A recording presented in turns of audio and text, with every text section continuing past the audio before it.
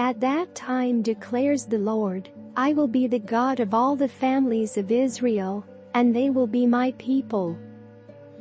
This is what the Lord says.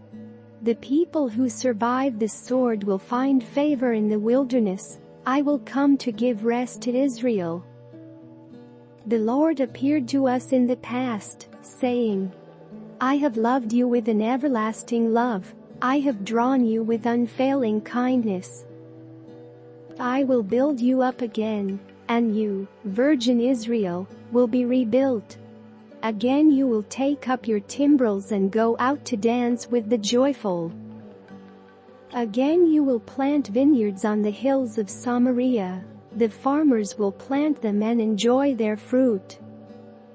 There will be a day when watchmen cry out on the hills of Ephraim, Come, let us go up to Zion, to the Lord our God.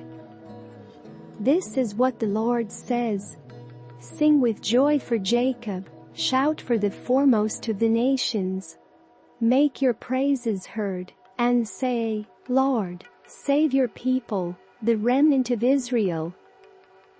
See, I will bring them from the land of the north, and gather them from the ends of the earth. Among them will be the blind and the lame, expectant mothers and women in labor. A great throng will return. They will come with weeping. They will pray as I bring them back. I will lead them beside streams of water on a level path where they will not stumble, because I am Israel's father, and Ephraim is my firstborn son. Hear the word of the Lord, you nations, proclaim it in distant coastlands. He who scattered Israel will gather them and will watch over his flock like a shepherd. For the Lord will deliver Jacob and redeem them from the hand of those stronger than they. They will come and shout for joy on the heights of Zion. They will rejoice in the bounty of the Lord, the grain, the new wine and the olive oil, the young of the flocks and herds. They will be like a well-watered garden, and they will sorrow no more. Then young women will dance and be glad, young men and old as well. I will turn their mourning into gladness. I will give them comfort and joy instead of sorrow. I will satisfy the priests with abundance, and my people will be filled with my bounty, declares the Lord. This is what the Lord says. A voice is heard in Ramah, mourning and great weeping, Rachel weeping for her children and refusing to be comforted, because they are no more. This is what the Lord says.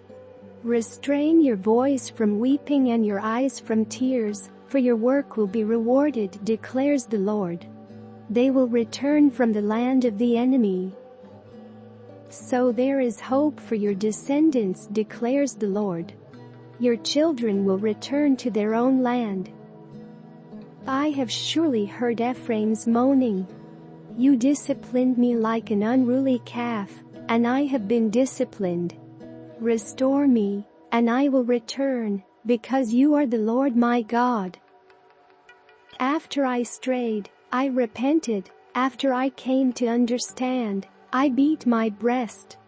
I was ashamed and humiliated because I bore the disgrace of my youth.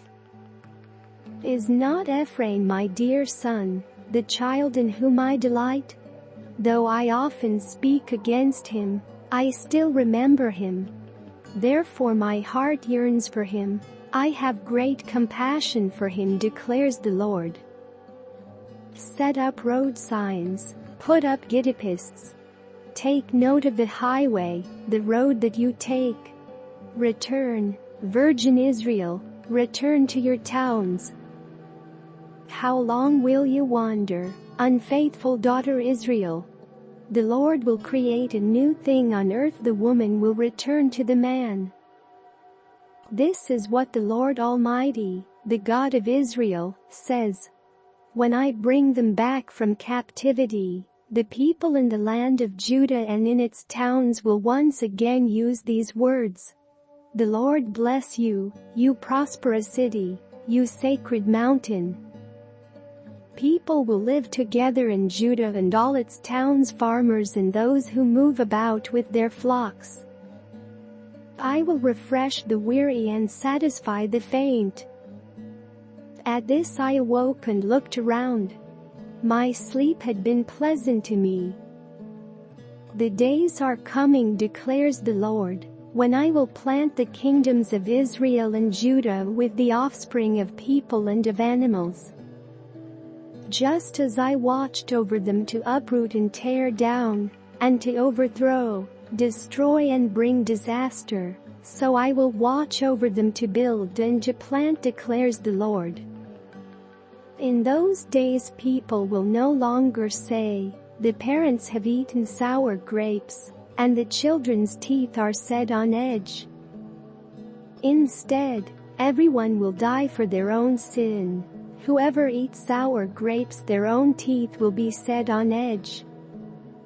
The days are coming, declares the Lord, when I will make a new covenant with the people of Israel, and with the people of Judah. It will not be like the covenant I made with their ancestors when I took them by the hand to lead them out of Egypt, because they broke my covenant, though I was a husband to, declares the Lord. This is the covenant I will make with the people of Israel after that time, declares the Lord. I will put my law in their minds and write it on their hearts. I will be their God, and they will be my people. No longer will they teach their neighbor, or say to one another, know the Lord, because they will all know me, from the least of them to the greatest, declares the Lord. For I will forgive their wickedness and will remember their sins no more. This is what the Lord says, He who appoints the sun to shine by day, who decrees the moon and stars to shine by night, who stirs up the sea, so that its waves roar, the Lord Almighty is His name. Only if these decrees vanish from my sight, declares the Lord, will Israel ever cease being a nation before me. This is what the Lord says. Only if the heavens above can be measured and the foundations of the earth below be searched out, will I reject all the descendants of Israel, because of all they have done, declares the Lord.